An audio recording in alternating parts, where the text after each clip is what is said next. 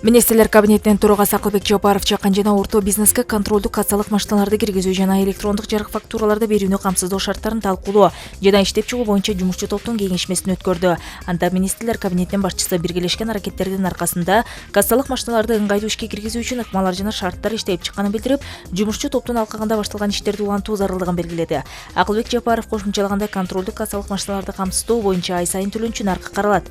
Бул 300 сомдун чегинде болот жана биз ошондой эле мүмкүн болушунча отчеттуулукту жөнөкөйлөштүрөбүз. Милдеттүү бойдон калган бир гана нерсе бул контролдук кассалык машиналарды жана эсеп фактураларды колдонуу. Ушул эки инструмент аркылуу биз төлөм төлбөгөндөргө чыгып, экономиканы мыйзамдуу талаага алып чыгабыз деп белгиледи министрлер кабинетинин башчысы. Өз кезегинде ишкерлердин курамынан түзүлгөн жумушчу топтун өкүлдөрү компромисс табууга даяр болгон бийликтин аракеттерине канааттангандыктарын билдиришти. Акылбек Жапаров бул этаптагы иштер аяктап калгандыгын жана жакын арада президенттин жарлыгынын долбоору даярдалып, ал дагы жумушчу топтун мүчөлөрү менен макулдашыла турганын кошумчалады.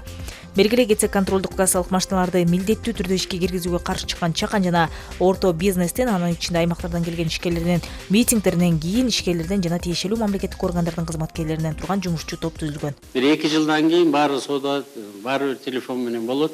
Ошо телефон менен болгондо сиздерде ушул эки контрольный касса машина турса, мына биягынан QR кодун коюп коюп эле кете берет. Жана 30 000 контрольный касса машина бүт баары ушул экинде. Bu жерде бухгалтерский учету дагы бар, ичинде складской запасы, товарный номенклатурасы дагы бар. И еще же отпечаток пальца менен, же болбосо сотовый телефон, же QR код менен иштейт. Акыры минтип коюп кете беришет. Биягында атайын банковский карточкалардын баары бар. Азыр эл карт деген карточканын баарын 2,5 миллион карточка чыгардык, биз 7 миллион чыгарабыз. Элдин баарын карточкага өткөзөбүз. Баары сиздерге анан ошондо айтасыздар. Мына ККМ'ди алып алып, иштеп, безналичный расчет менен иштей баштадык. Казакстанда Каспий банк деген иштеп атат, өзүнүн жанагы приложениялары менен. Ал ошол эки налоговый служба менен совмещенный. Ким бирдемени сатып алам десе, телефонду койгондо эле, ал сиздин телефондон имейл код аркылуу сиздин ИННиңизге чыгат. ИННиңизден соода сатып кылганда өзүнүн салыгын алып калат. Ошо магазиндин салыгын алып калат. Ал сотовый телефондун ичинде эле баары. Технологиялар аякта жетишти. Казакстанда 90-92%. Бүгүн бизде 70 соода саттык тармагында 68% наличка менен иштеп атышат. Кыргызстан боюнча мынакей өзүңүздөргө белгилегендей ККМ маселеси биз Кыргызстандын ишкерлеринин башын бириктирип койду.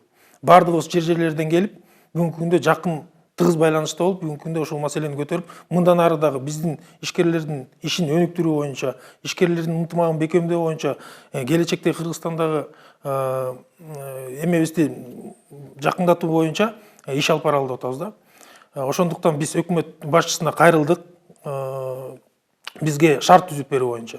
Мисалга алсак, имарат, офис, мебель, техника жана башка жагынан жардам берүү боюнча. Андан тышкары дагы Акылбек Үсөнбекович өзүнүн жөнөкөйлүгүн көрсөтүп, бизге ишкерлер менен турган жакшынакай бир группа түзгүлө, мен ошол группага катышып турайын, силер менен тыгыз байланышта болуп турайын деген оюн айтты. Биз абдан ошол эмени жылуу кабыл алдык. Кудай буйрса, мындан кийин Акылбек Үсөнбекович менен биз түзмө-түз байланышта болуп, мындан ары да маселебизди көйгөйүбүздү айтып турууга мүмкүнчүлүк түзүлдү.